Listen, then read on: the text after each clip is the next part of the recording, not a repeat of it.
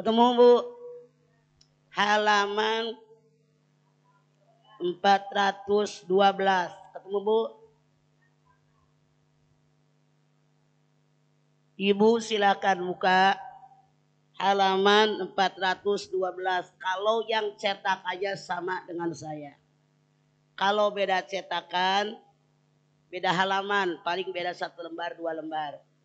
Ini kitab bab 48, ancaman menyakiti orang yang soleh, kaum duafa dan orang miskin. Ketemu belum? Ketemu? Sok, baca heula sebelah kanan. Wih. Sebelah kanan, baca. Sok. Baca.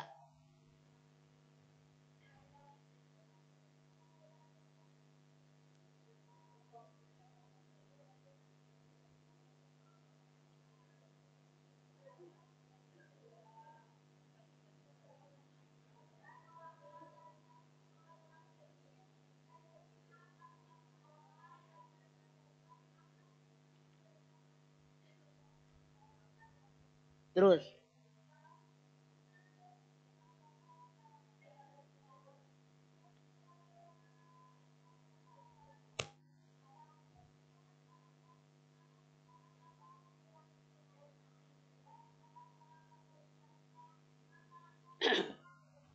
Ya, Ibu kemarin pada bab yang ke-47 menerangkan tentang tanda kecintaan Allah kepada hambanya.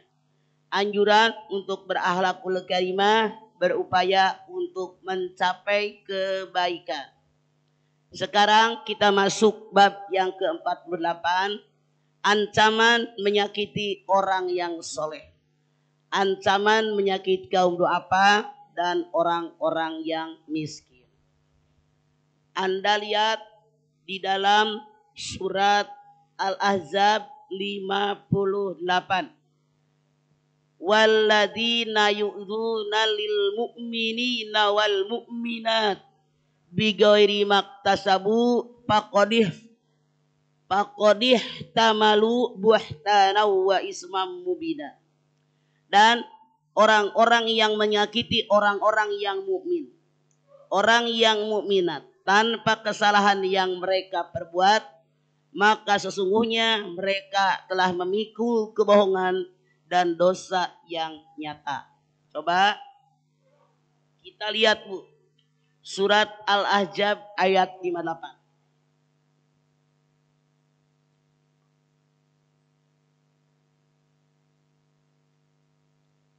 Biar Ibu tahu tidak hanya ayat ini tapi ayat yang sebelum dan sesudahnya.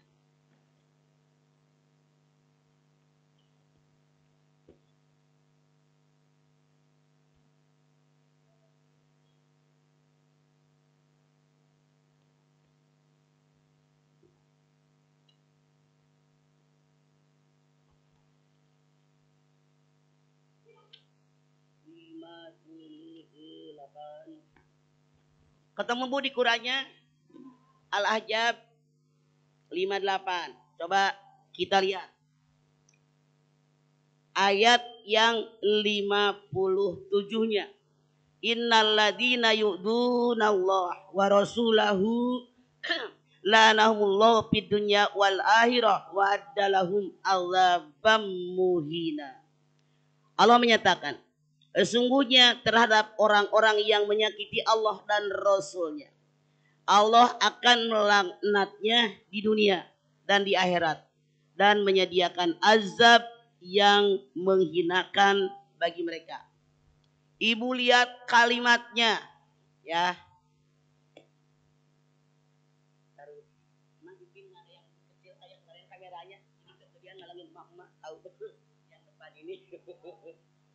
Terlalu lebar ngalangin muka mama ini. Sesungguhnya terhadap orang-orang yang menyakiti Allah dan Rasulnya. Nah, ini kalimatnya. Siapa sih yang oleh Allah Subhanahu wa Ta'ala dimaksudkan yang menyakiti Allah dan Rasulnya? Kenapa Allah dan Rasulnya bisa disakiti? Karena hak-hak Allah tidak ditunaikan. Misalnya, kita ini hidup karena Allah. Berasal dari bumi milik, rezeki dari, ya, semua dari Allah. Gitu. Semua, nah ini jadi, kalau kemarin kecil kenapa jadi gede pin? Kelebaran itu, soalnya jadi mama jadi kalang. Semua milik Allah. Hidup di atas buminya Allah. Rezeki dari Allah. Semua bisa melihat karena Allah. Yang dimaksud dalam ayat ini menyakiti Allah.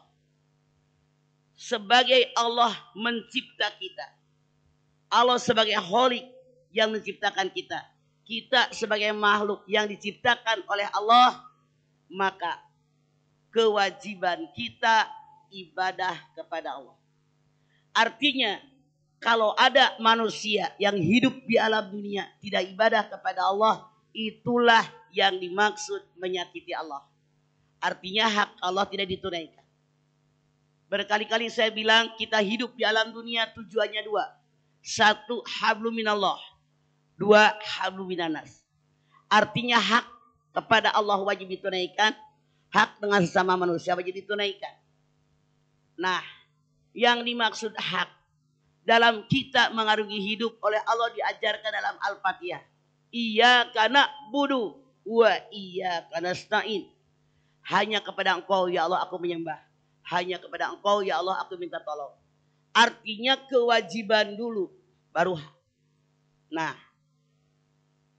Allah sebagai pencipta kewajibannya memberikan rezeki, memberikan kesehatan. Itu udah semuanya dikasih oleh Allah.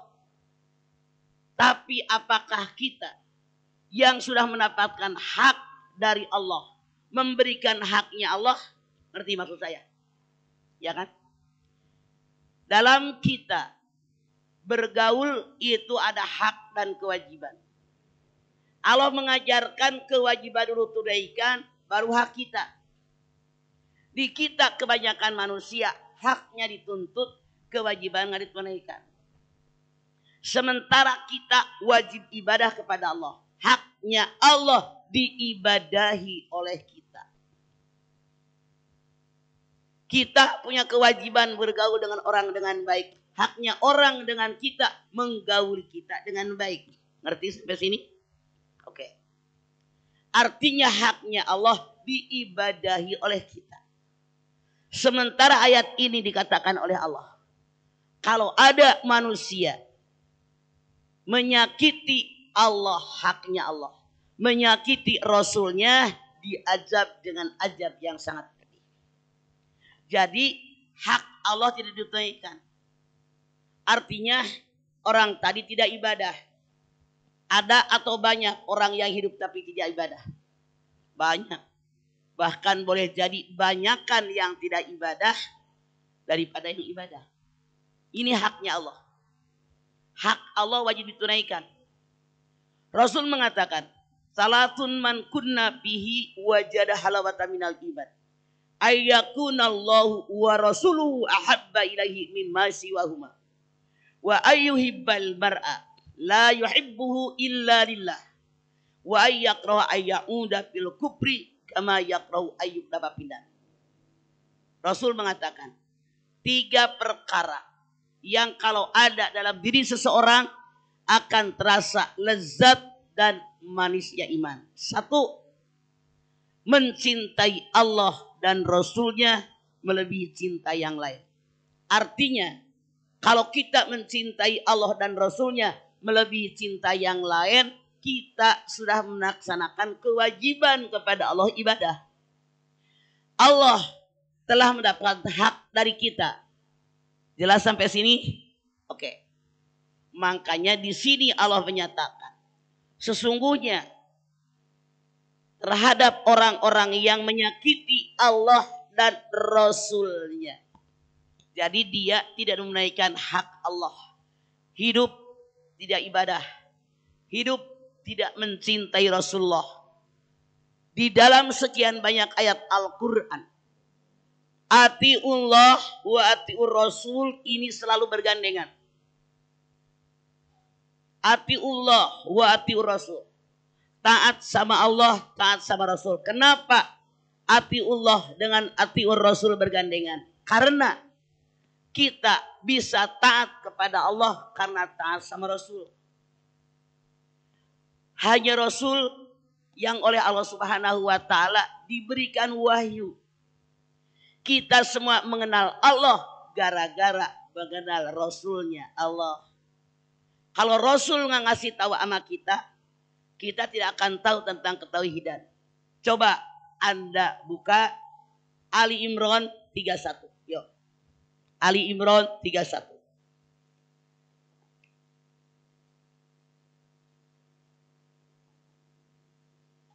Ali Imran 31. Yuk.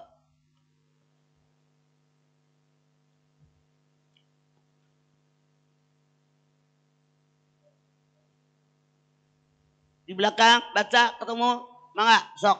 Yuk. Ali Imran 31.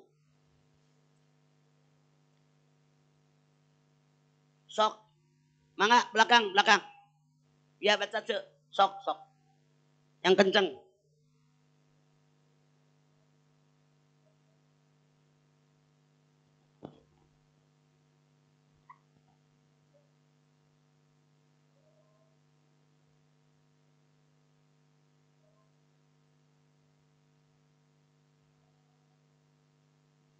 Qul in kuntum tuhibbunallah fattabi'uni yuhibbukumullah wa yaghfir lakum dzunubakum wallahu ghafurur rahim. Katakanlah Muhammad, jika kamu mencintai Allah, ikutilah aku. Niscaya Allah akan mencintaimu dan mengampuni dosa-dosamu. Allah Maha Pengampun, Allah Maha Penyayang. Anda lihat ini kalimat ini makin tegas. Katakan Muhammad, kalau kamu mencintai Allah, fattabi'uni, ikuti aku. Kenapa? Kembali ke tadi. Yang diberikan wahyu oleh Allah hanya Rasul. Rasul menyampaikannya kepada kita. Artinya apa? Kita mengenal Allah dari Rasulullah SAW. Betul? Kalau Rasul tidak menyampaikannya kepada kita tentang Allah, kita tidak tahu apapun. Makanya di sini dikatakan, fattabi'uni, ikuti aku, kata Rasulullah. Yuhibbukumullah, kalau kalian mengikuti aku, pasti kalian akan dicintai oleh Allah. Jadi patokannya, Allah ngutus seorang Rasul, lalu dia menyampaikan syariat agama kepada kita. Jadi kalau kita mengaku cinta kepada Allah, ikuti yang Rasul ajarkan. Karena Rasul memberikan aturan-aturan kita manusia mengarungi hidup di alam dunia melalui Rasulullah. Makanya Allah menyatakan, fattabi'uni, kata Nabi Muhammad, ikuti aku. Kalau sudah fattabi'uni yuhibbukumullah, maka Allah akan mencintai kamu. Kenapa? Ajaran yang Allah sampaikan sama Rasulnya, Rasul sampaikan kepada kita sebagai umatnya, diikuti. Artinya klop. Segala perintah Allah sampai kepada kita hambanya. Sesuai dengan perintah Allah melalui Rasulnya, otomatis kalau kita sudah mengikuti Rasulnya, ini janji Allah. Yuhibbukumullah. Pasti Allah mencintai kamu. Cukup Allah mencintai kamu? Tidak.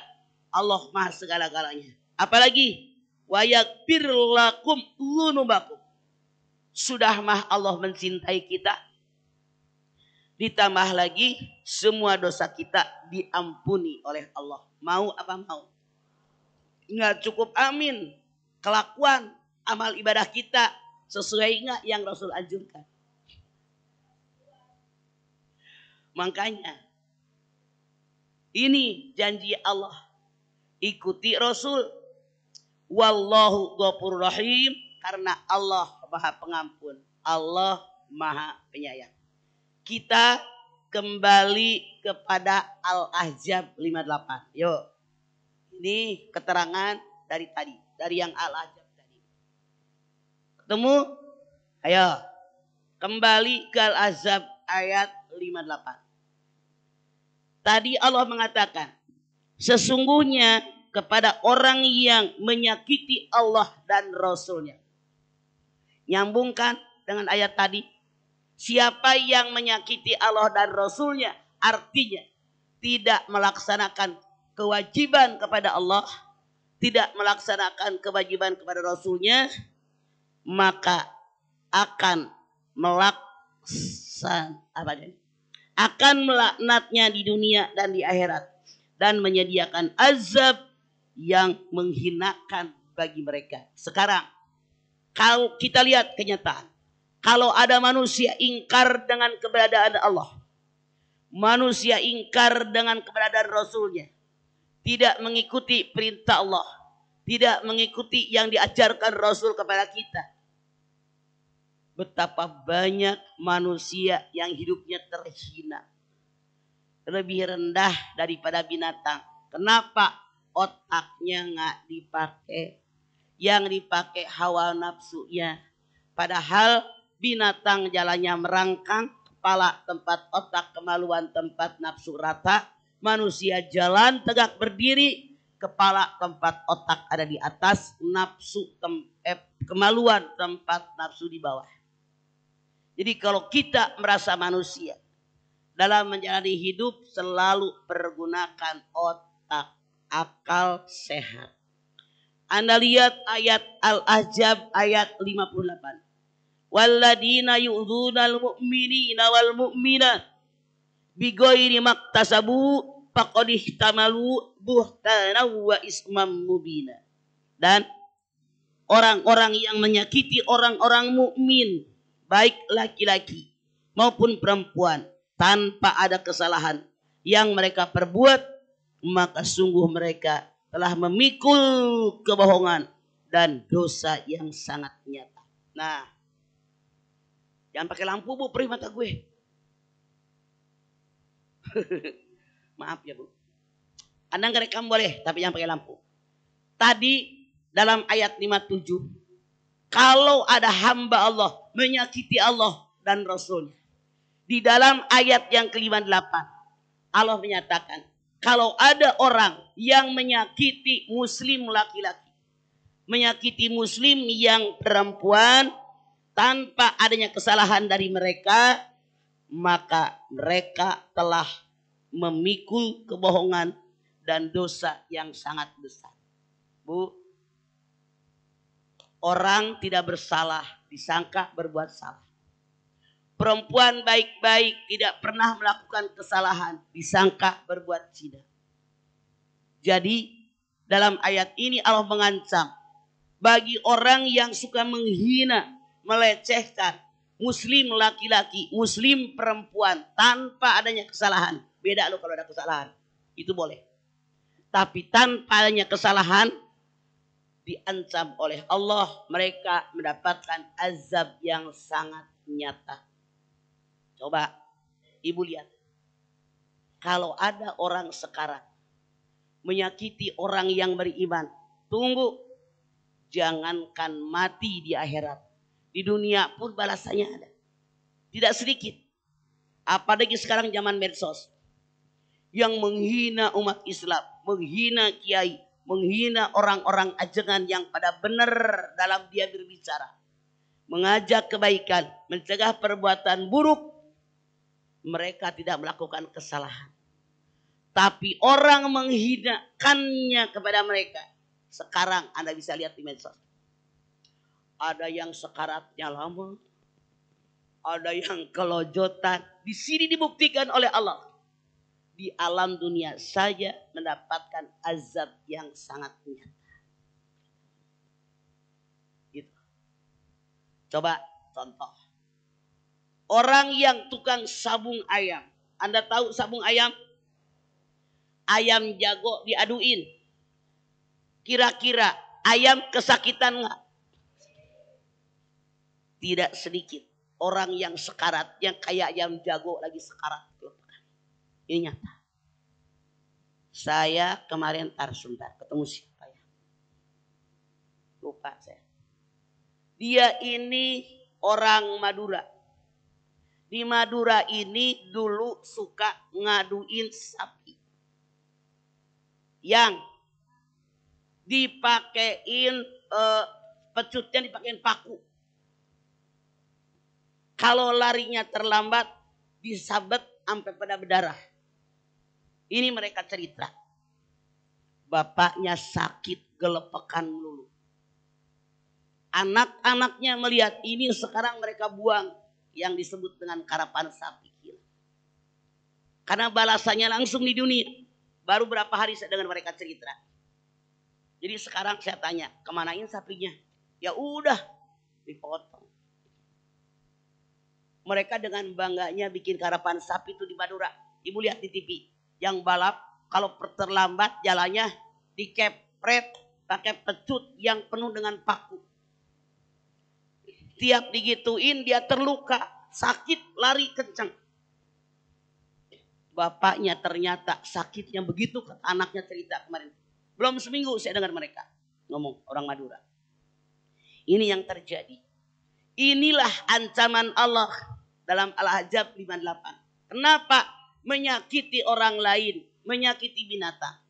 Makanya peribahasa di kita mengatakan, kalau tidak mau dicubit jangan. Kalau pengen dihargai orang, hargai dulu.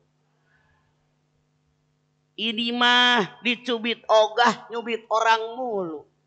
Ada yang begitu? Mana orangnya?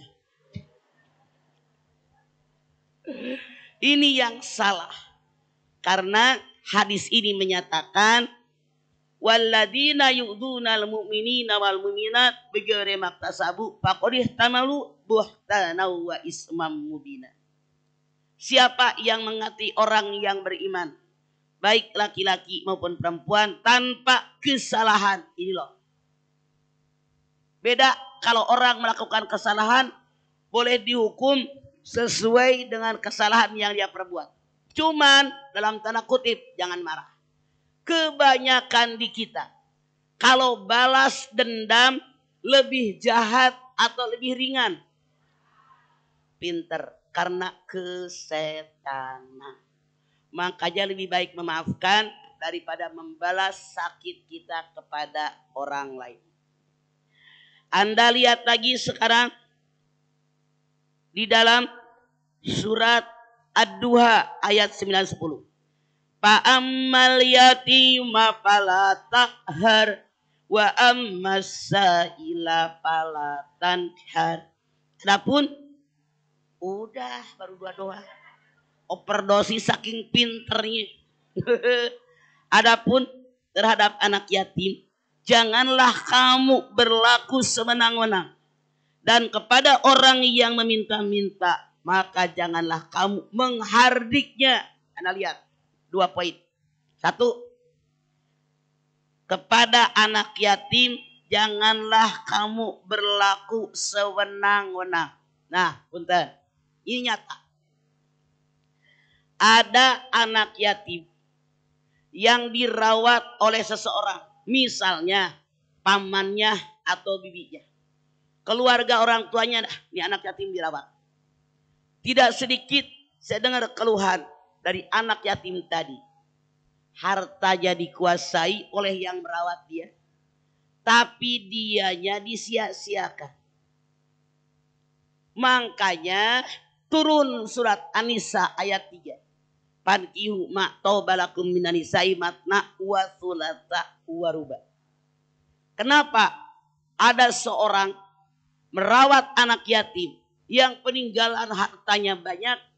Orang tadi niat menikahi yatim dengan tujuan dia bisa menguasai hartanya. Tuh. Jadi merawat yatim bukan karena sayang, bukan karena cinta, bukan karena ingin merawatnya, tapi ingin menguasai hartanya. Zalim apa enggak? Itu termasuk. Ada lagi anak yatim diurusin. Kalau ada sumbangan dari mana-mana, anak yatimnya dibaginya sedikit. Banyakkan dia. Ada yang begitu? Anda silahkan buka An-Nisa ayat 6. Sok. Jilat lah biar cepat. An-Nisa ayat 6. Sok. Mangga yang udah ketemu. Sok.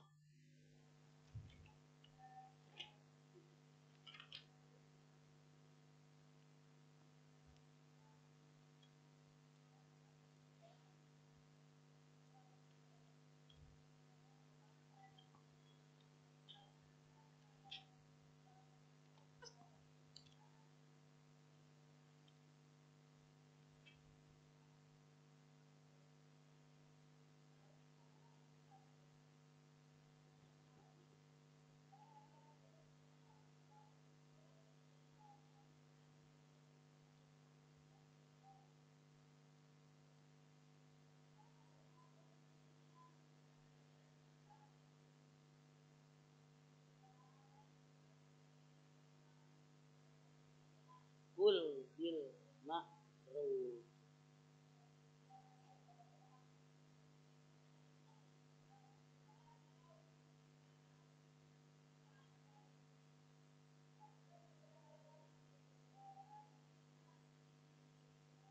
Ya, Anda lihat, kita lihat.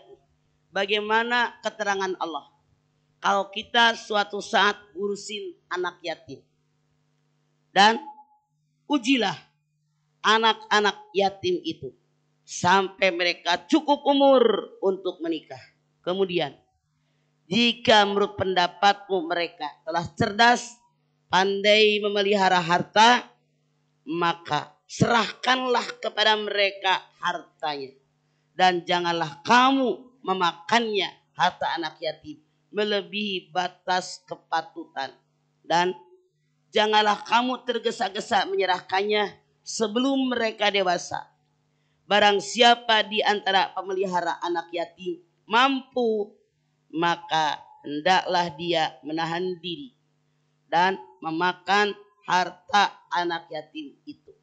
Dan barang siapa miskin, maka boleh dia makan harta itu menurut cara yang patut. Kemudian apabila kamu menyerahkannya harta itu kepada mereka, maka hendaklah kamu adakan saksi-saksi dan cukuplah Allah sebagai pengawasnya. Bu, ini mengenai orang yang merawat harta anak yatim, yang merawat yatim. Dipesan oleh Allah. Rawat tu yatim. Rawat harta peninggalan dari orang tuanya dengan baik. Lihatnya anak yatim. Kalau anak yatim ini udah balik dan belum selesai. Kalau sudah balik dan pemikirannya sudah dewasa. Sudah tahu mana hak, mana kewajiban. Serahkan.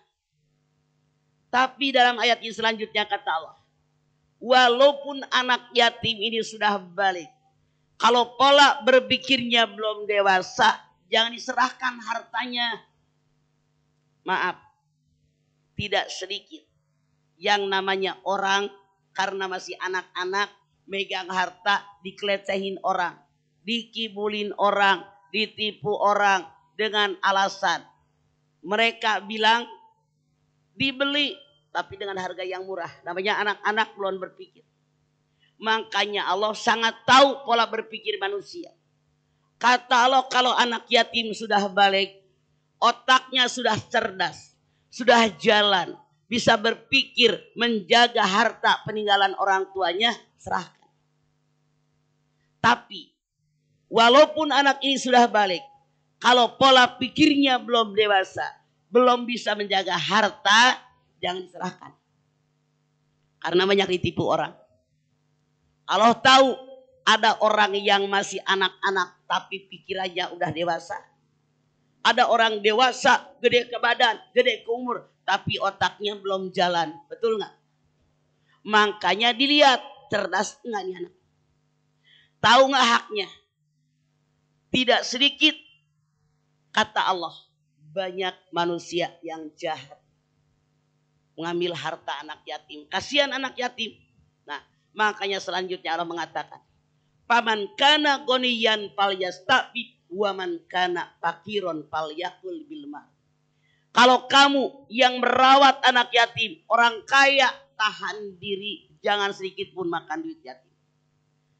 Tapi kalau kamu orang miskin, boleh ikut makan sekedarnya. Itu pesan Allah. Siapapun di antara Anda yang merawat anak yatim, cuman maaf dalam tanda kutip, betapa banyak saat ini anak yatim yang notabene orang tuanya miskin, nggak ninggalin warisan, nggak ninggalin harta, maka saudaranya, tantenya, pamannya yang merawat galak. Judes. Ini nyata. Nyata. Saya makanya ngomong sering menangani seperti itu. Galak, judes. Padahal ngurusin yatim itu pahalanya luar biasa. Cuman ujiannya juga luar biasa. Kadang-kadang rada nyeleneh anak yatim. Nyebelin, melotot. Disuruh gak dengar. Kenapa? Nguji kita. Kalau ada orang dalam keluarganya, dia merawat anak yatim, Rasul mengatakan, di yaumil akhir kayak begini. Kayak telunjuk dengan jari tengah. Dekat apa jauh? Di surga. Mau gak? Makanya urusin yatim. Aneh tapi nyata, survei membuktikan di masyarakat kita, panitia bikin santunan yatim. Duitnya dipakai bikin kue, pakai sewa tenda, sewa sound system, dia makan haram tempat neraka jahanam. Ada lagi panitia, banyak duit yatim tahun ini, biarin deh, sisain buat tahun besok. Bukan duit lu, duit orang, otak lu di mana? Greget banget gue marang gitu. Bagaimana dia sedekah dengan duit dia buat yatim? Duit orang aja ditahan-tahan. Itu duit orang, hak anak yatim, bukan duit lu. Cuman lu karena panitia melalui lu mikir greget banget. Sebel gua mah. Pada bodoh banget jadi orang. Saya ngomong tuh di beberapa tempat begitu. Ngurusin anak yatim, dia yang kumpulin. Katanya kebanyakan buat tahun besok. Kebanyakan sekali lagi. Duit dia apa bukan? Hak dia apa bukan? Ngapain lu tahan-tahan setan? Neraka tempat itu. Saya nggak bercanda. Di sini Allah saja menyatakan. Kalau kamu orang kaya, tahan diri. Tuh, sedikit pun jangan makan duit yatim. Kalau kamu miskin, kamu merawat yatim, boleh ikut makan sekedarnya. Pakai otak, pakai akal sehat. Duit orang dikumpulin, orang niat buat yatim. Bukan duit dia. Sekali lagi, bukan duit dia kan. Aneh, banyak di mana-mana nih. Begitu giliran disantunin, kebanyakan buat tahun besok aja goblok. Otaknya nggak jalan. Duit dia bukan, hak dia bukan. Ngapain ditahan-tahan? Dosa besar. Biar ngerti semuanya. Tidak sedikit yang melakukan ini. Dan haram hukumnya. Nahan duit orang. Orang ini nyantunin yatim biar dapat pahala. Betul? Ditahan, ditaruh di bank katanya buat tahun besok. Nggak tahu malu, duit lu bukan. Hak lu bukan. Makanya otak di atas kaki. Ini banyak yang terjadi. Bahkan ada di antaranya duit yatim yang kata dia buat tahun besok dibagiin. Tetangganya minjem, dipinjem sama tetangganya. Dibayar kagak, goblok. Biar ngerti ini ayat. Itu artinya orang tadi menganiaya anak yatim. Rasul mengatakan, kalau ketemu anak yatim, usap kepalanya. Usap di sini kalimat kiasan.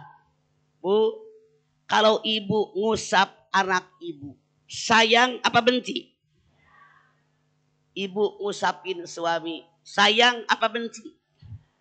Ini maknanya kata Rasulullah, sayangi anak yatim.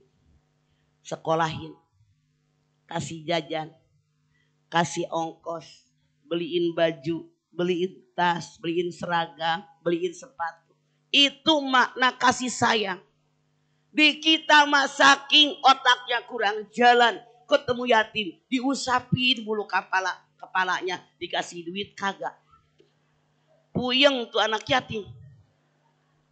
Ibu ketawa, boleh tapi mikir. Saya ngomong salah apa benar? Karena banyak. Nih panitia sumbangan buat anak yatim. Anak yatim naik di panggung. Datang dia tuh panitia, diusapin. Diusapin. Lewat lagi panitia, diusapin. Panitia naik lagi ke panggung, diusapin. Duitnya mah cuma 20.000. Saya nggak main-main. Ini nyata di masyarakat. Yuk pergunakan akal sehat kita. Bukan itu yang dimaksud oleh Allah. Tapi diusap adalah berikan kasih sayang. Penuhi kebutuhannya. Ini yang benar. Nah, jadi jangan salah kaprah. Makanya kata Allah, paman kana goniyan fal yastaqim. Waman kana fakiron fal ya'ul bil ma'ruf.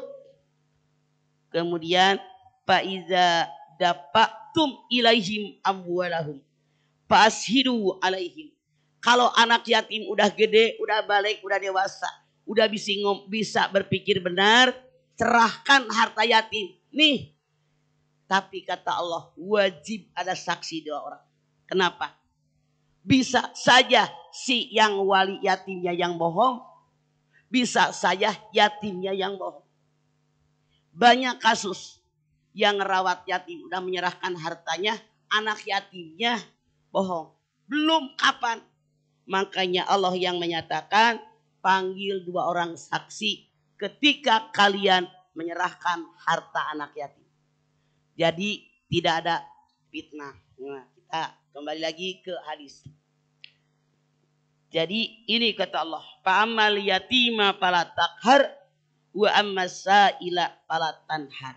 Kepada anak yatim jangan kamu berlaku sewenang-wenang.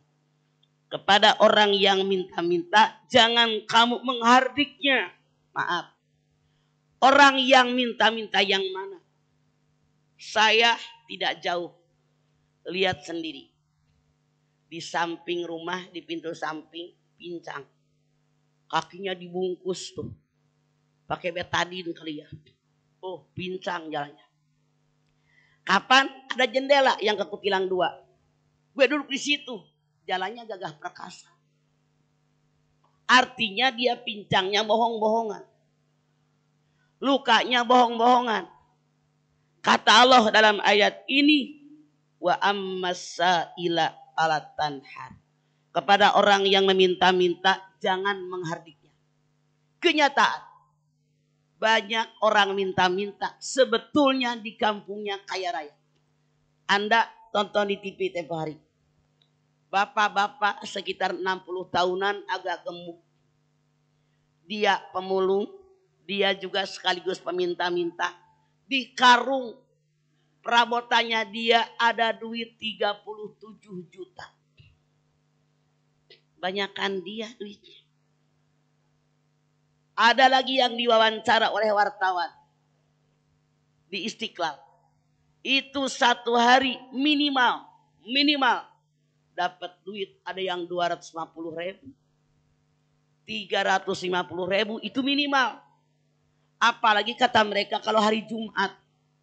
Apalagi kata mereka kalau ada event di Istiqlal. Itu lebih banyak lagi.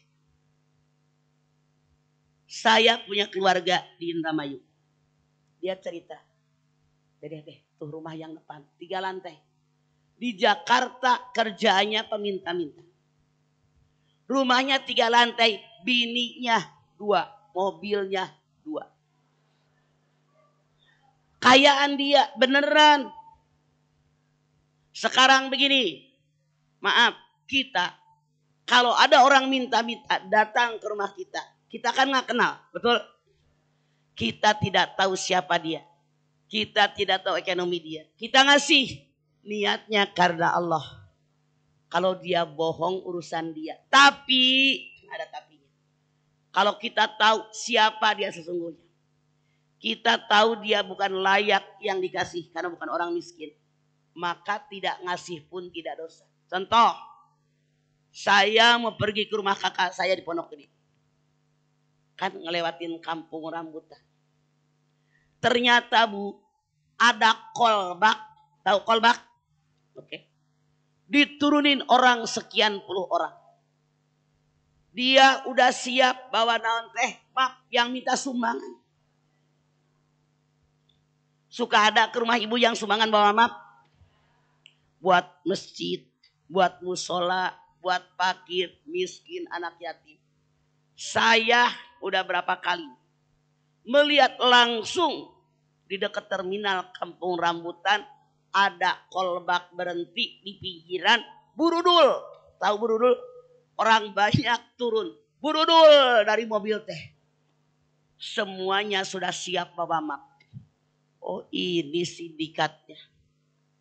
Jadi ada yang koordinir. Ada yang koordinir. Saya melihat lagi.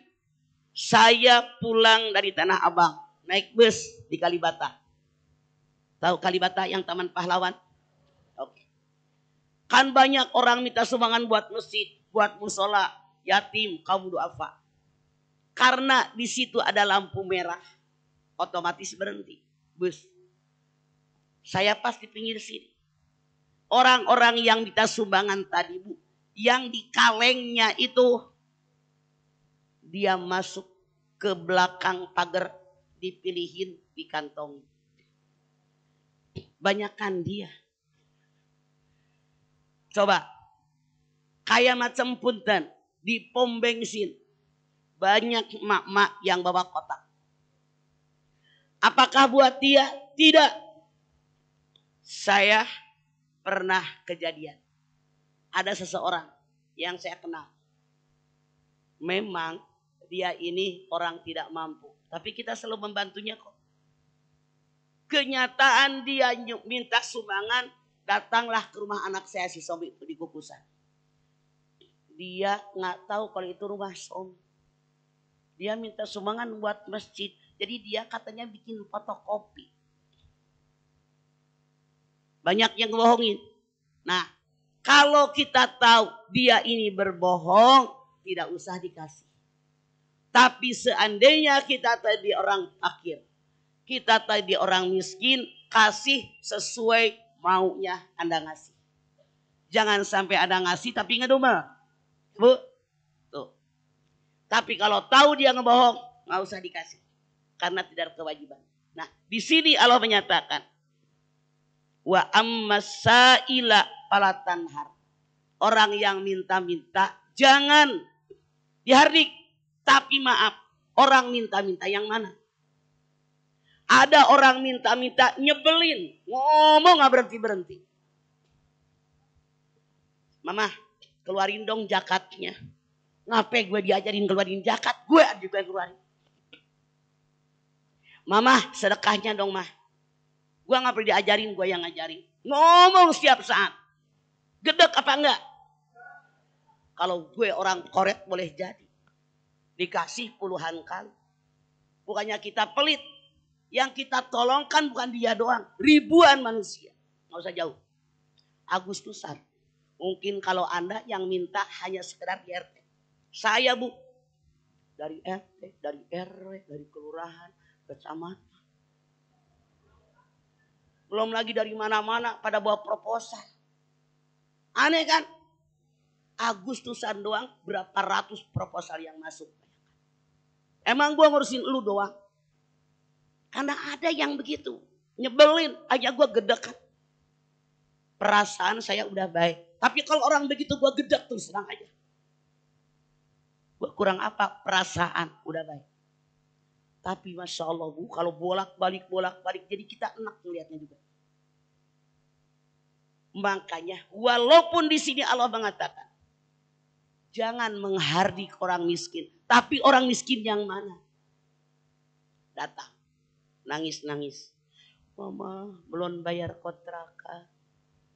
3 bulan. Nangis kagak mau bangun bu ngesot.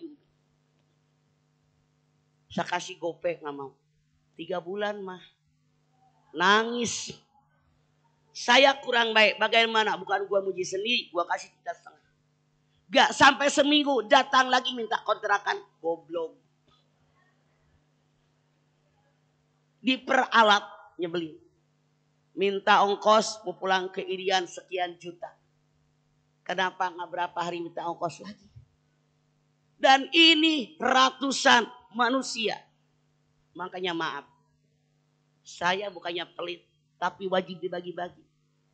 Masya Allah emang gue yayasan nenek-nenek doang. Ini kadang-kadang kita sudah baik. Cuman perlakuan orang yang minta, yang nyebelin. Sebagai manusia normal, gue gedek. Terserah penilaian Anda.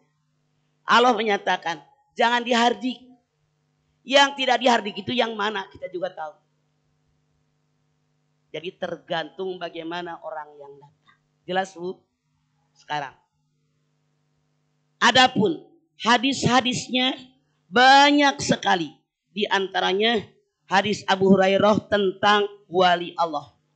Dalam bab sebelumnya nomor 391. Ibu lihat hadis 391. Tapi hadis yang ini jangan hilang. Karena ini pokok bahasan kita. Sekarang ibu lihat nomor hadis 391. Silahkan ketemu 391. Nah, ketemu bu? Oke, dengerin ya. Dari Abu Hurairah radhiyallahu anhu berkata, Rasulullah bersabda, sesungguhnya Allah telah berfirman, barang siapa memusuhi seorang wali kekasihku, maka aku telah menyatakan perang kepadanya. Dan hambaku tidak mendekatkan diri kepadaku dengan sesuatu yang lebih aku cintai daripada apa-apa yang telah aku wajibkan atasnya. Dan hambaku senantiasa bertakarub kepadaku dengan ibadah-ibadah sunnah hingga aku mencintainya. Dan apabila aku telah mencintainya, maka aku menjadi pendengarannya.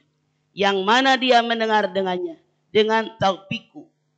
Dan pandangannya yang dia memandang dengannya. Dan tangannya yang dia memukul dengannya. Dan kakinya yang dia berjalan dengannya. Dan apabila dia meminta-minta, nah ini poinnya yang sedang kita bahas. Kepadaku pasti aku memberinya.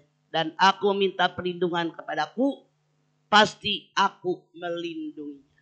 Jadi kata Allah, kalau orang benar-benar sudah melaksanakan perintah Allah, menjauhi yang dilarang oleh Allah, kalau orang tadi melihat, lihatnya mataku. Artinya apa? Yang dilihat hanya yang dihalalkan oleh Allah. Kalau dia mendengar, memakai pendengaranku. Artinya apa? Yang dia dengar hanya yang dibolehkan oleh Allah. Kalau dia bicara karena aku, artinya dia bicara hanya bicara yang diperbolehkan oleh Allah. Kalau seandainya mereka meminta, aku pasti akan memberi apa yang mereka minta. Kenapa? Wajar. Sudah melaksanakan kewajiban, tinggal mendapatkan hak. Nah, pelajaran lagi buat kita. Dalam kita mengarungi hidup, kewajiban dulu laksanakan, baru hak. Ibu punya suami, sama suami minta dibeliin baju, minta dibeliin tas, minta dibeliin sendal, misal. Laksanakan dulu kewajiban. Servis suami dengan baik. Kasih makanan yang dia suka. Kasih snack yang dia suka. Senyuman yang paling manis. Sayangi orang tuanya, sayangi saudaranya. Termasuk yang diranjang, servis sesuai kemauan daripada suami Anda. Baru minta.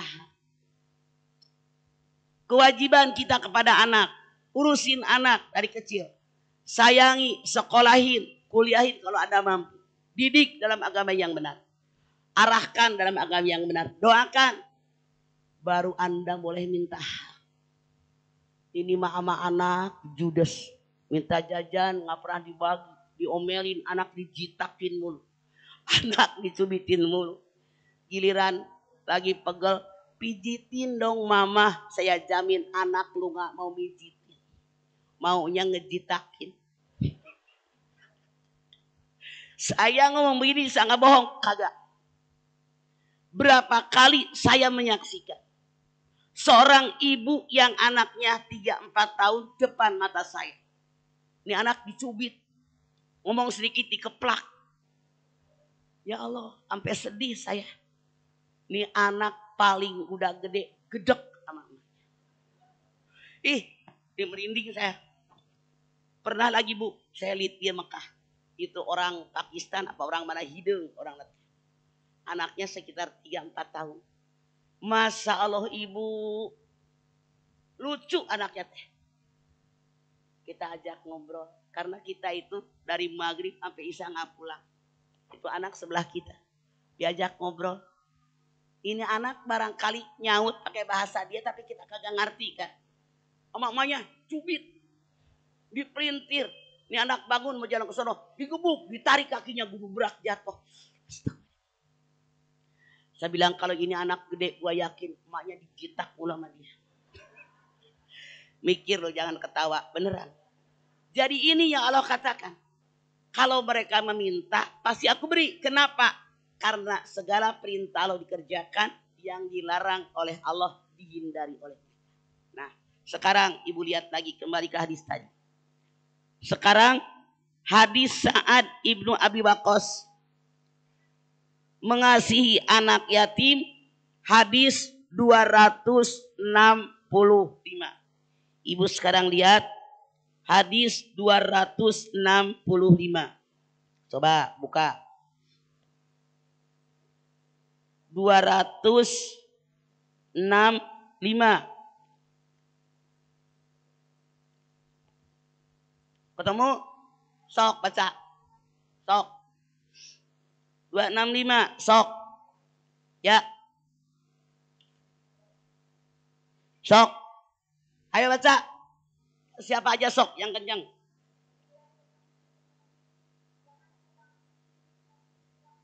Artinya aja. Artinya aja jadi cepat.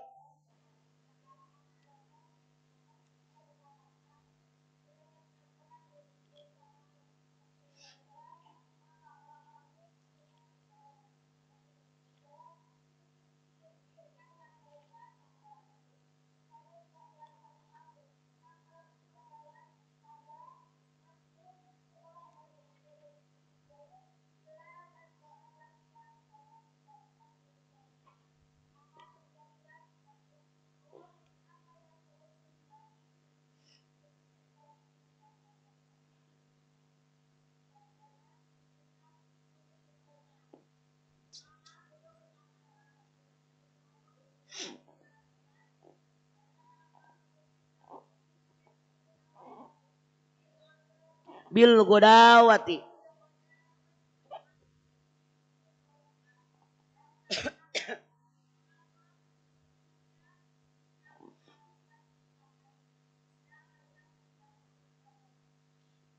Anda lihat hadis ini.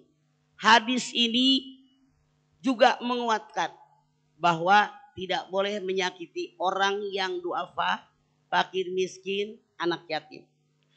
Dari Sa'ad ibnu Abi Waqqas, dia berkata, kami sebanyak 6 orang bersama Nabi SAW. Maka orang-orang musyrik berkata kepada Nabi, singkirkanlah mereka yang 6 orang itu supaya tidak melancangi kami. 6 orang itu adalah saya, Mas'ud, seorang dari Huzail, Bilal, dan 2 orang lagi yang tidak bisa menyebutkannya. Maka terjadilah di hati Rasulullah apa yang Allah berkehendak untuk terjadi. Semacam perasaan tidak enak dimintai mengusir mereka. Maka beliau berkata dalam hatinya, Akhirnya Allah menurunkan ayat. Nah, begini. Rasul jalan dengan 6 orang sahabat. Bertemu dengan seseorang. Kata orang tadi, saya punya kebutuhan hanya denganmu ya Rasulullah. Usir 6 orang temanmu. Kalau kita berjalan dengan teman-teman bareng 6 orang. Ke-7 orang kita. Misalnya saya pengen ketemu Bu Munir. Begitu saya menghadap Bu Munir bilang, "Mana deh? Usir tuh yang 6 orang. Saya butuhnya mama doang." Kira-kira saya enak apa tidak? Wong dari berangkat kita bareng-bareng. Di jalan bercanda, bercengkrama. Masa begitu ketemu suruh diusir? Nah, kata Allah, tidak boleh kalian mengusir orang lain. Maka Allah mengatakan, wala natrudil ladina yad'una rabbahum bil ghadati wal asiyyi yuriduna wajhahu. Janganlah kamu mengusir orang-orang yang menyeru Tuhannya pada pagi hari dan di petang hari, sedangkan mereka menghendaki keridhaan dari Allah. Jadi kita tidak boleh menghardik orang lain yang seakidah dengan kita. Kita tidak boleh mengusir orang yang seakidah dengan kita. Ini Nabi aja gak berani. Dia dari tadi bareng kok bernama sama saya. Kenapa diusir? Jadi ayat ini mengajarkan kepada kita bahwa kita tidak boleh mengusir orang kalau orang tadi tidak melakukan kesalahan.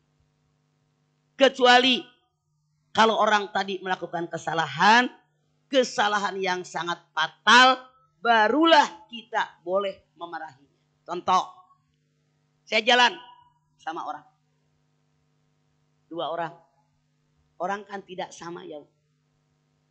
Yang 2 iring ngecebrek aja ngomong. Tahu nggak cebrek? Ngomong yang tidak berhenti. Yang tidak layak diomongin. Gue gedek kan. Besok gak bakal gue ajak lagi. Bener? Gedek malu-maluin gue. Sesuatu yang tidak layak diomongin. Makanya kita harus bisa nyaring. Nah, Rasul pun begitu. Dia dengan para sahabat yang 6 orang sedang berjalan, kemudian ketemu dengan orang tadi gendang sombongnya mengatakan, suruh pergi tuh temanmu yang 6 orang. Nabi risih, ngapain? Sama lu baru tumben ketemu yang 6 orang dari tadi jalan. Ibu berani gak ngusir mereka? Ini yang benar. Jangan. Kecuali kalau mereka melakukan kesalahan yang sangat fatal. Nah ini. Sekarang ibu kembali ke hadis yang tadi. Mana lagi? Hadis Abu Hurairah nomor 266. Nah, ini sama bunyinya. Hadis yang 266. Coba ibu buka. Hadis yang 266. Sok baca.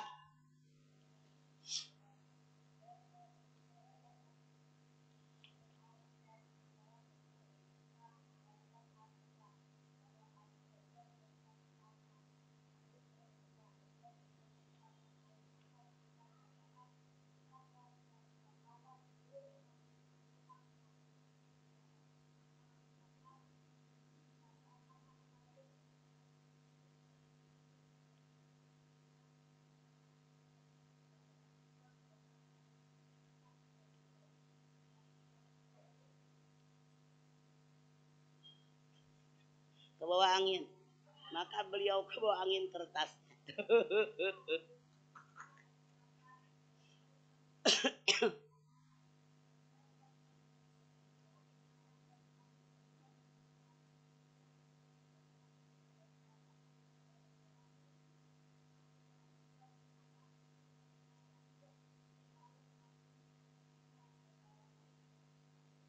Oke.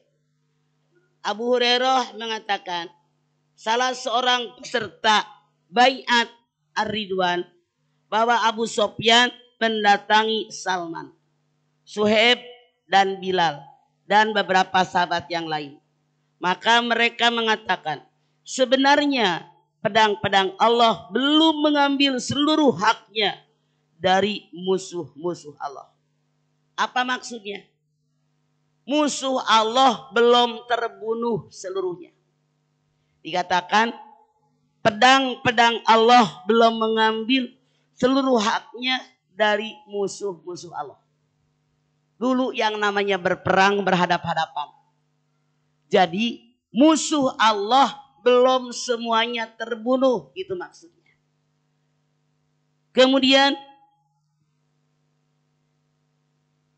maka Abu Bakar berkata, apakah kalian mengatakan seperti itu kepada sesepuh Quraisy dan pemimpinnya?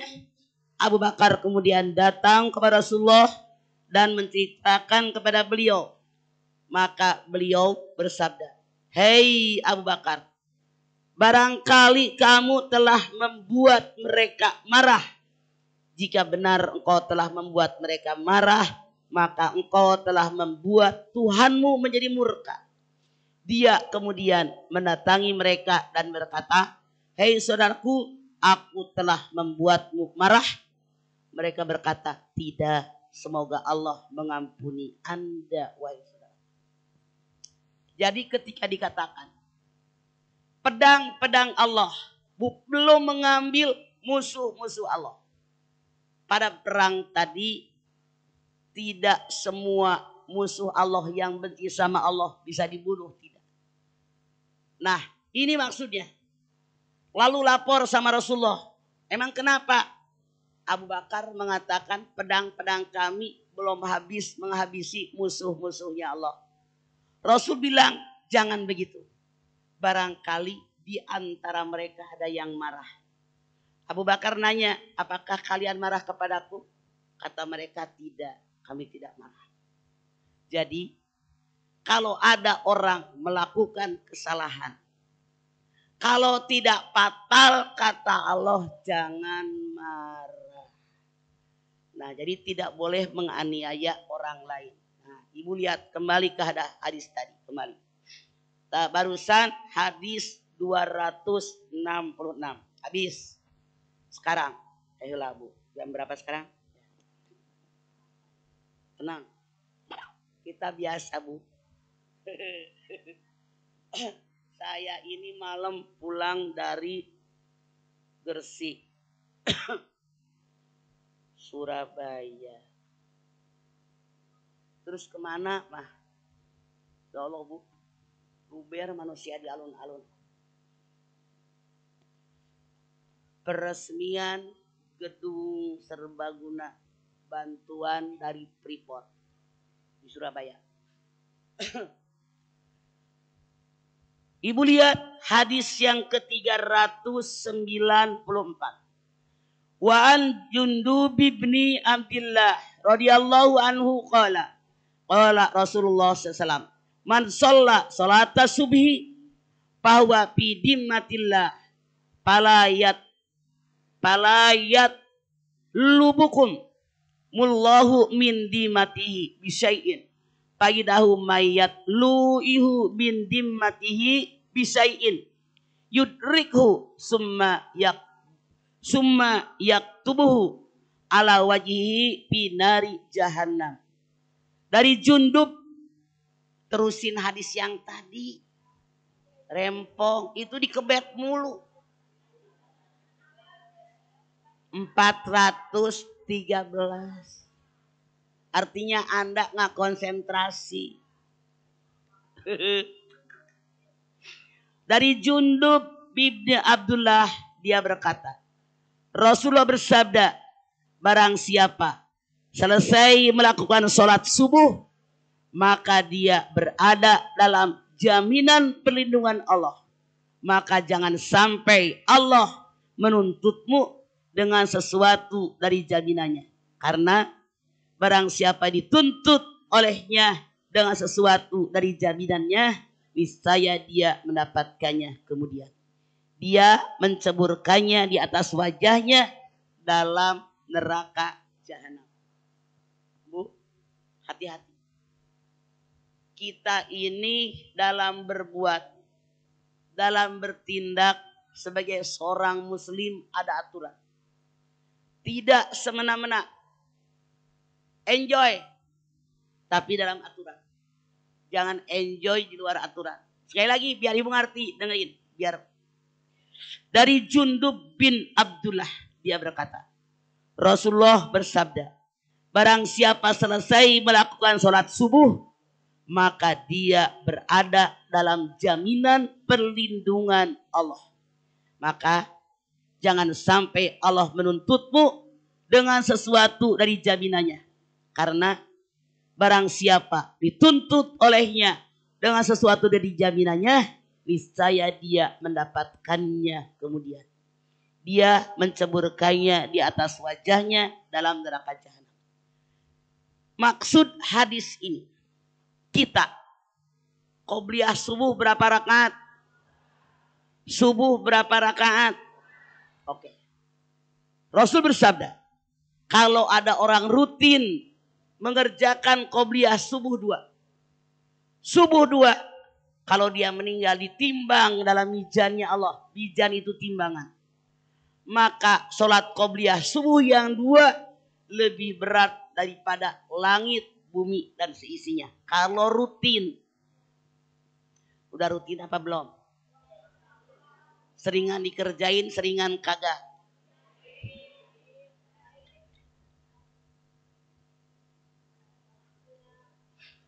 Kata Allah, kalau orang ini rutin qobliyah subuh 2. Subuh 2 habis sholat subuh dalam perlindungan Allah. Tapi berbeda. Kalau orang ini menghinakan anak yatim, menghinakan fakir miskin, mencaci maki orang yang meminta-minta, kemudian memarahi orang yang tidak melakukan kesalahan, perlindungan Allah dicabut. Diganti dengan azab masuk neraka jahanam. Makanya ada hadis yang mengatakan yang namanya sedekah subuh itu luar biasa. Tapi Anda jangan berpikir sedekahnya subuh doang. Tidak. Jam berapapun silahkan. Kenapa dimaksud subuh? Hari dimulai dari subuh. Artinya yang hidupnya mengeluarkan sedekah, rezekinya diablakin oleh Allah. Yang koret tiap datang sahur 3:30, Allah kirimkan ke tiap manusia 2 orang malaikat. Kata malaikat yang pertama, ya Allah, ini orang dermawan banget, sedekah melulu. Nggak hanya subuh, sedekah melulu. Buka rezekinya Allah, ganti dengan yang lebih banyak lagi ya Allah. Bahagiakan hidup kita. Sehatkan orang tadi. Semua yang baik-baik didoakan malaikat. Datang satu. Ya Allah, ini orang pelit banget. Koret banget. Ya Allah, saking koretnya dosanya aja diminta nggak dikasih. Saking koret-koret. Sulitkan kehidupannya. Sempitkan rezekinya. Makanya Allah mengatakan bagi orang yang banyak sedekah, Allah lapangkan rezekinya. Bagi orang yang kolet disempitkan rezekinya. Maksudnya walaupun duitnya banyak, karena dia koret tidak pernah syukur, kurang melulu. Lihat kenyataan. Banyak orang yang hartanya nggak banyak, tapi dia banyak mensyukuri nikmat Allah, banyak berbagi, banyak bersedekah, dia tenang dan bahagia. Banyak orang yang duitnya melimpah rumah, rumahnya mewah, depositonya banyak, gelangnya sampai diketek, cincinnya di tiap jari. Ibu nggak percaya?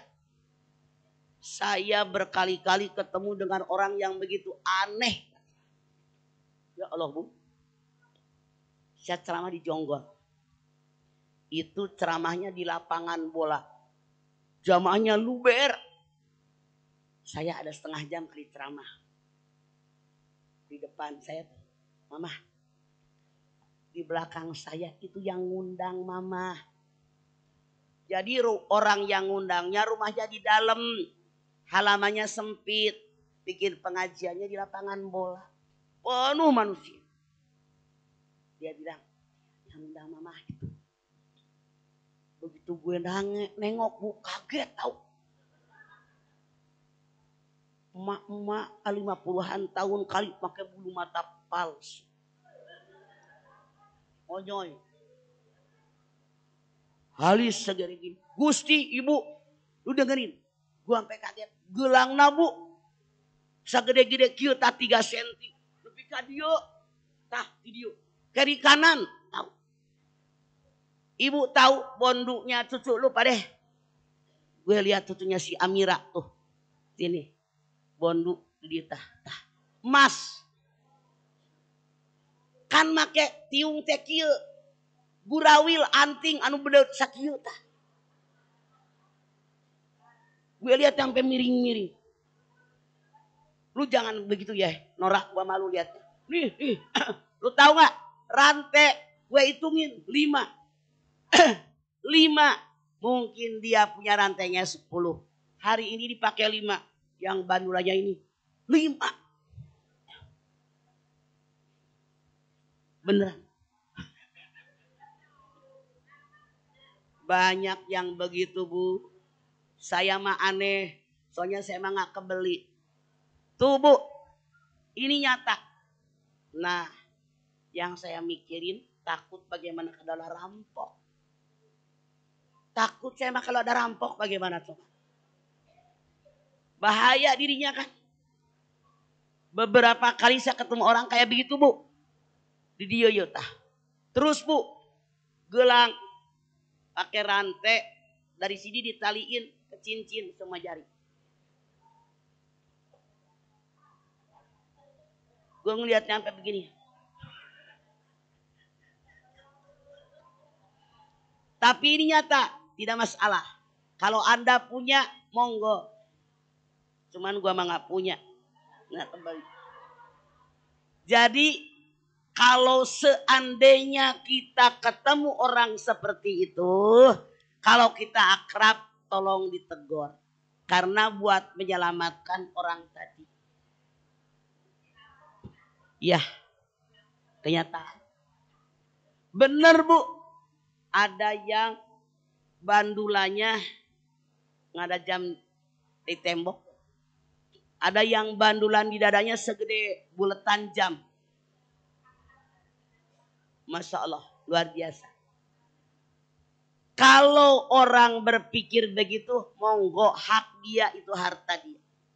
Tapi kalau saya berpikir daripada gue beli gituan, mendingannya kolahin anak yatim. Membantu fakir miskin lebih bermanfaat buat orang lain daripada kita pamer dengan kekayaan. Kalau kita ketemu orang miskin, ketemu kaum duafa, ketemu anak yatim, ketemu orang tidak mampu, jangan menghina mereka. Siapa yang pengen miskin? Siapa yang pengen jadi orang fakir? Siapa yang pengen jadi anak yatim? Makanya sekian banyak ancaman yang Allah sampaikan kepada kita. Kalau ada orang menghardik anak yatim, menghina fakir, menghina miskin, menghina kaum duafa, betapa banyak ancaman yang Allah berikan kepada kita. Jangan melakukan ini. Dan maaf, dalam tanda kutip. Jangan berpura-pura miskin. Jangan berpura-pura tidak punya. Karena rezeki diberikan oleh Allah. Kalau ada orang berpura-pura miskin, berpikir oleh Anda. Kalau kekayaan yang selama ini Allah berikan kepada Anda, dicabut semuanya oleh Allah. Siap apa tidak? Makanya orang yang berhak menerima sedekah, innamas shodaqatu lil fuqara wal masakin. Yang berhak dengan sedekah kita hanya fakir dan hanya miskin.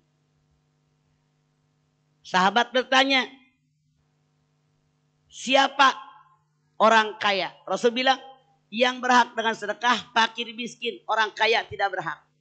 Sahabat tanya, siapa yang kau maksud orang kaya ya Rasul? Rasul menjawab, orang yang kaya, orang yang cukup makan buat nanti siang dan nanti malam. Kita beli beras sakarung buat berapa hari?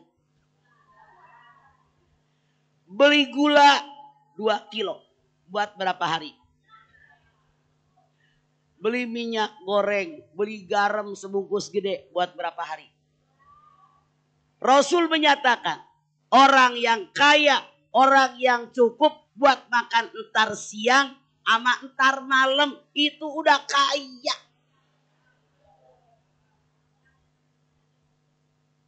Ini mah dasar setanan, mental peminta-minta, pengen minta hati. Atau tidak suka. Rasul mengatakan kalau ada orang yang meminta-minta pada dia mampu, begitu mati mukanya tidak ada daging sekerat pun. Kalau ada orang mampu dia meminta-minta, padahal dia mampu, dia seolah-olah membeli api neraka. Kalau dia orang mampu dan dia meminta-minta, seolah-olah dia akan mengambil luapan api neraka. Dan seterusnya. Makanya hati-hati. Kalau ada orang minta, betul dia tidak mampu. Kalau kita mampu, kasih. Kalau tidak mampu, jangan dihardik. Jangan dimaki-maki, jangan diomelin. Tuh. Tapi kenyataan di masyarakat kita, berapa banyak orang yang punya kemampuan tapi masih meminta-minta. Ini yang dipertanyakan. Banyak sekali saat ini koordinator. Dikumpulin tuh, dikoordinir orang minta-minta. Store. Jadi bos yang koordinatornya dapat jatah. Dia diawasin tuh anak buahnya. Kalau berleha-leha dimarahin, digampar. Beneran. Luar biasa sindikat saat ini. Semua dikoordinir termasuk orang minta-minta. Minta sumbangan buat masjid. Sumbangan buat kaum duafa. Masya Allah. Tabarakallah. Luar biasa. Ini nyata. Yuk kita hindarkan perbuatan ini. Karena Allah akan membenci kita. Kalau kita mampu, tunjukkan kepada dunia. Saya mampu. Nggak perlu minta-minta sama orang. Siap Bu? Oh. Ada yang nanya? Mangga. Yuk. Naon? Salam Uce.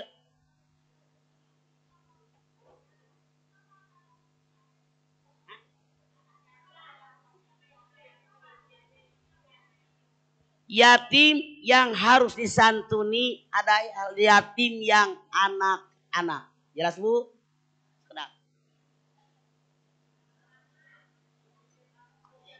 Dengerin dulu gua kan. Yatim yang dewasa itu bukan yatim. Mana tanda dewasa? 1, kalau perempuan sudah menstruasi. 2, sudah mimpi keluar mani. 3, menstruasi belum, mimpi keluar mani belum, usianya 15 tahun. Tanda balik yang keempat, nubuh bulu. Bulu kumis, bulu jenggot, bulu cambang, bulu ketek, bulu entu dah. No. Ini kalau 1 di antara 4 ada, ini anak udah balik. Ini tidak disebut yatim. Koma, dengerin dulu. Tapi mereka berhak dengan sedekah kita dalam At-Taubat ayat 60. Namanya bukan yatim, tapi fakir miskin. Tapi tetap wajib disantuni. Jelas Bu? Gitu. Mangga yang lain. Sok. Masih ada? Ya, apa? Ya.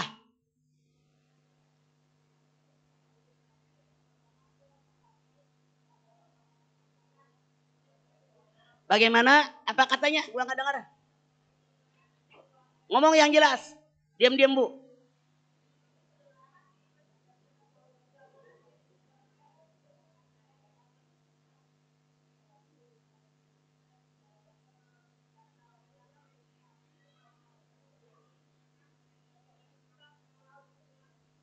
Apa katanya gua nggak dengar. Diam-diam. Apa sih katanya? Hah? Diam-diam Bu, biar jelas jawabannya. Apa?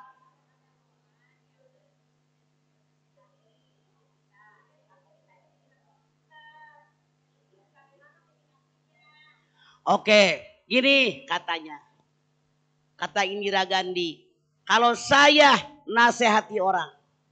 Orang tadi bilang, Allah lu so pinter. Makanya kita nasihati orang tidak semuanya dinasihati. Siapa saya? Bagaimana posisi saya? Bu, Rasul mengatakan. Kalau kita melihat ada orang berbuat dosa. Ada orang berbuat maksiat. Satu, hadapi dengan tangan kekuasaan. Kalau saya punya kuasa, saya seorang guru ngaji, kan punya kuasa ngomong di depan muridnya, nasihati mereka. Atau Anda bicara berdua, 4 mata, ngomong, jangan di depan umum. Atau pakai hati. Santoso nanya, kalau saya nasihati orang, orangnya bilang Allah sok pinter, berarti lu salah posisi. Kita tidak tahu diri, nggak usah kita ngomong aja sama guru ngaji.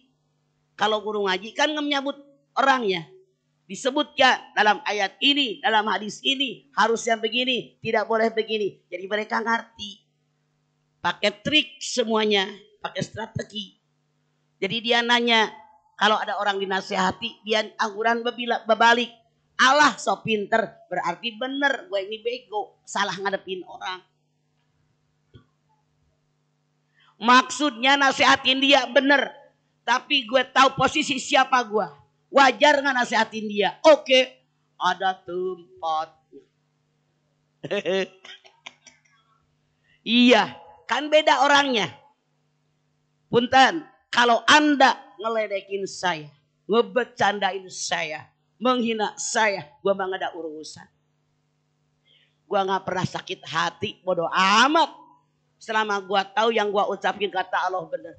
Tapi ada orang yang maaf. Ngomong kenceng aja. Galak amat. Judes. Baper. Ada gak yang begitu? Dengerin. Jangan ngomong. Ketika kita berhadapan dengan orang. Kita wajib tahu karakter orang yang kita hadapi. Sekali lagi. Kalau lu pade ngomong sama gue, ngomongin apa gak ada urusan, gue nggak tersinggung, bodoh amat. Tapi menghadapi orang ini begini kelakuannya. Menghadapi orang ini begini. Menghadapi dia begini. Karena apa? Karakter orang tidak sama. Saya ketemu orang dari A sampai Z. Dari orang kampung sampai orang kota. Dari pejabat sampai rakyat biasa. Masya Allah, karakter manusia berbeda-beda. Siap mental, saya mau ketemu dengan siapapun, nyengir aja. Mau dibilang apa. Jadi kita makin tahu, oh si Anu karakternya begini, ini begini. Makanya jangan sotoy jadi orang. Lihat dulu siapa dia, wajar gak gua ngomong. Begitu, oke. Nomor berikut, silakan. Mangga. Ya.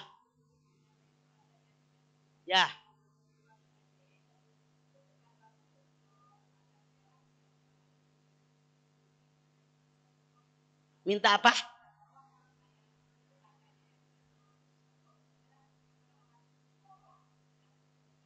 Ya.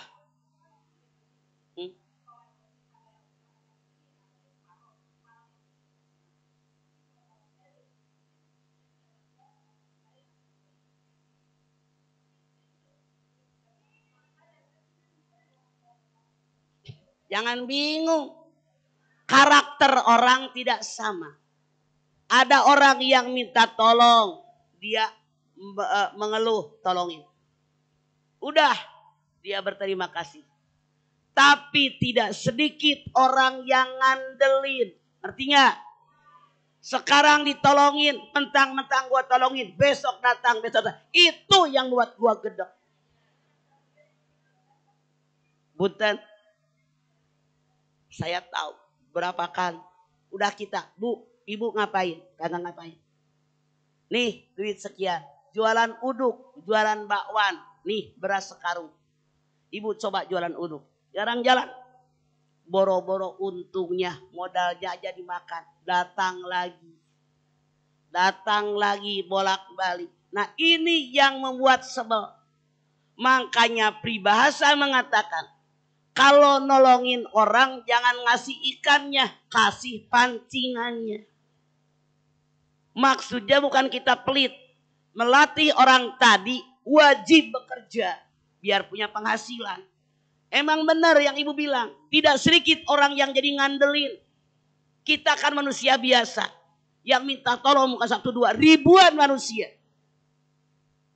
Tapi kalau ngandelin jadi gedek, emang gua siapanya lu?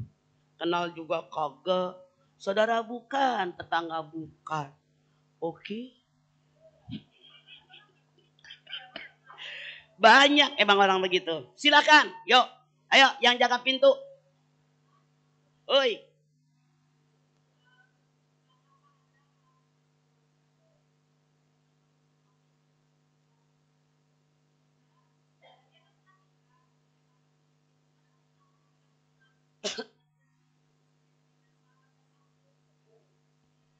Saya punya suami. Udah meninggal. Ada nggak kewajiban saya sebagai istri suami yang meninggal ngurusin keluarga suami? Tidak ada kewajiban. Bantuin boleh, nolongin boleh. Cuman itu dia kayak dia ngomong ngandelin. Seolah-olah kayak naruh duit di rumah kita.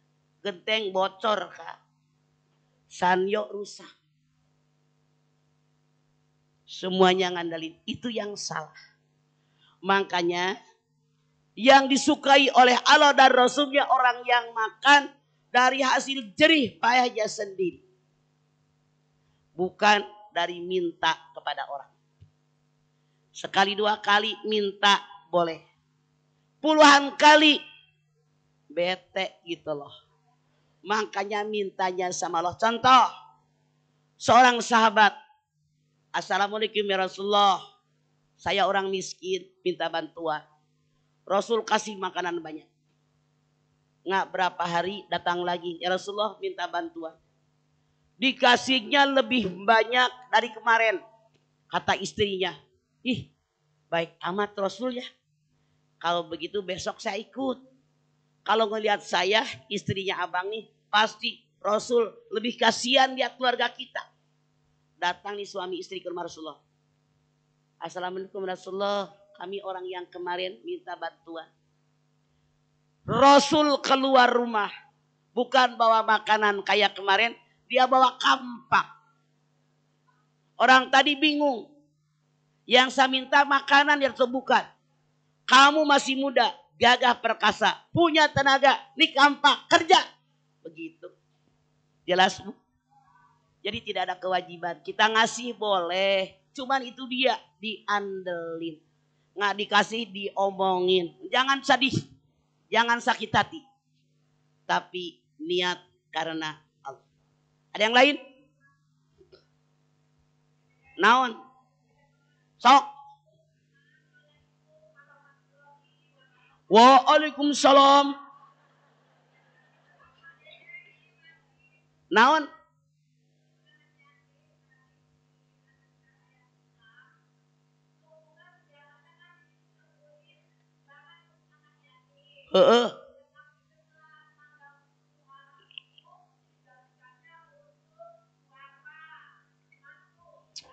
Panitia wajib tanggung jawab. Dalam proposal, kalau Anda niatnya ada buat kaum duafa, jujur. Kami mengadakan acara sumbangan yatim, fakir, miskin, kaum duafa, plus acara pelaksanaannya, nggak dosa. Tapi kalau Anda dalam proposal hanya minta buat yatim, sementara dibagi ke fakir, ke miskin, ke kaum duafa, pelaksanaannya panitia semuanya dosa. Karena kalau buat yatim berhubungan dengan An-Nisa ayat 6, 100% plek buat yatim. Makanya kita wajib jujur siapa yang akan kita santuni, siapa yang mau kita bagi. Nah, kadang-kadang sisanya dibagi sama panitia. Silahkan, tempat ada semua neraka jahanam. Ada yang lain? Sok.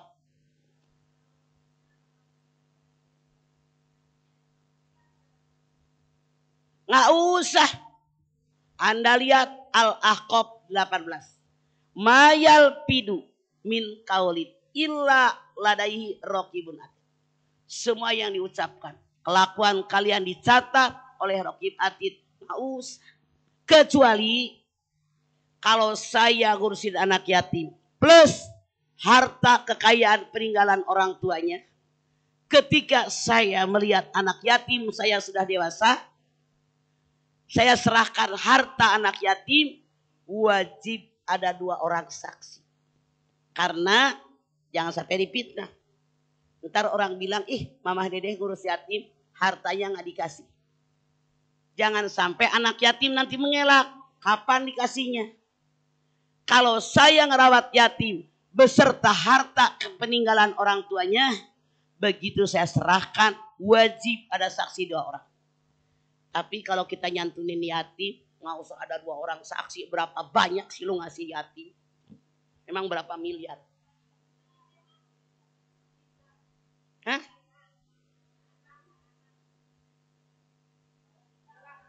Kalau Anda punya yatim nggak bisa hibah. Bapaknya meninggal dari waris. Hibah itu bapaknya masih hidup. Beda, tahu. Sekali lagi, biar ngerti. Saya sehat walafiat. Segar bugar. Saya punya harta. Saya pengen ngasih sama anak saya. Hibah. Harus pakai saksi? Tidak. Yang penting begitu dihibahkan langsung balik nama. Laki-laki perempuan wajib sama. Bapaknya udah meninggal. Saya hidup. Ini harta diantaranya peninggalan bapaknya. Dihibahin anak. Salah. Itu warisan. Bapaknya udah mati. Oke.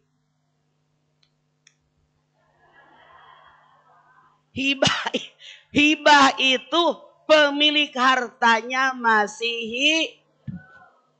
Kalau pemilik hartanya meninggal itu warisan. Beda jalur. Masih ada? Sok. Ya. Waalaikumsalam. Ya, langsung pertanyaan. Suara Anda kurang kencang.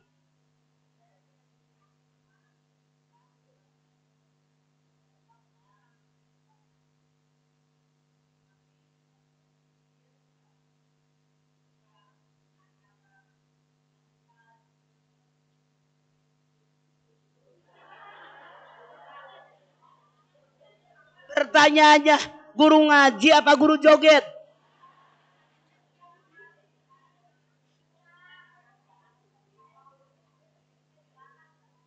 Bener laki lo. Bener laki lo. Jangan ikut dia. Ikut gue aja.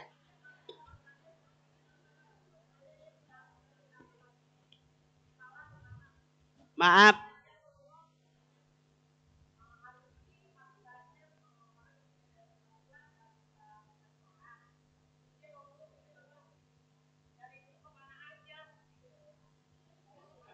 Maaf.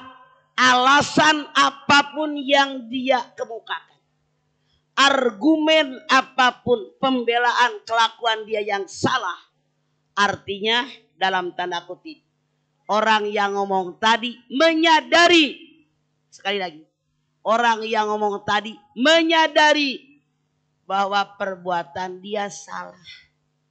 Makanya dia bikin alasan kayak tadi. Dia argumen kayak tadi. Saran saya masih banyak guru ngaji yang normal. Yang gak joget-joget tiktokan bolak-balik di mana-mana. Itu yang dipakai. Karena boleh karaoke tapi dalam lingkungan keluarga kita. Jangan di depan umum. Suara kita kalau Anda di suatu tempat, Anda karaoke, suara Anda menarik orang jadi gibah. Jadi fitnah, itu yang bahaya. Ya. deketin nanti bapak-bapak, setan datang, itu yang haram.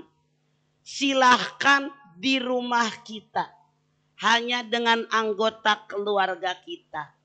Karena kalau sudah di luar, ada orang yang ketiga, ada orang yang keempat, yang setan pasti melihat, bohai, mendengar suaranya merdu, dan seterusnya. Oke. Baik Bu, besok pelajaran tafsir. Kita tutup dengan wal asri. A'udzubillahi minasyaitonir rajim. Bismillahirrahmanirrahim. Wal asri innal insana lafi khusrin illa ilal ladzina amanu wa amilus solihati wa tawassaw bil haqq wa tawassaw bis sabr.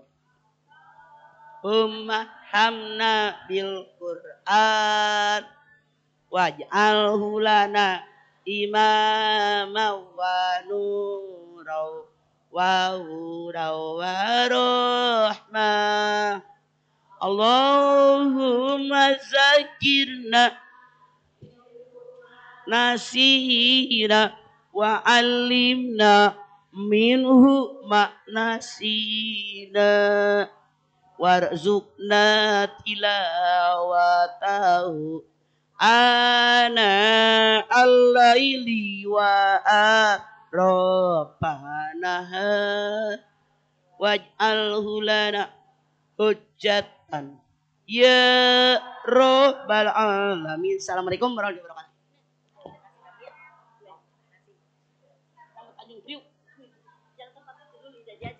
Assalamualaikum warahmatullahi wabarakatuh. Ibu-ibu yang ingin mengikuti pengajian tahfiz dan tahsin hari ini jam 9 Bu ya, di tempat belakang rumah Mama Dedeh ya. Silakan, kita udah mulai 1 kali kemarin waktu hari Kamis. Waktunya hari Kamis, hari Senin dan Kamis ya Bu ya. Hari Senin jam 9. Ibu-ibu, acara minggu depan, habis Kamis depan, Senin depan ya Bu ya, habis ngaji dari sini, kita ada pengajian di rumah Mbak Mia ya. Insya Allah kita pakai baju hitam sama kerudungan merah Bu ya, biar sama semua. Nanti kita, ibu-ibu perhatian, ya pengajian minggu depan kita pakai baju hitam dengan jilbab merah. Karena dari pengajian sini langsung ke rumah Mbak Mia. Terima kasih.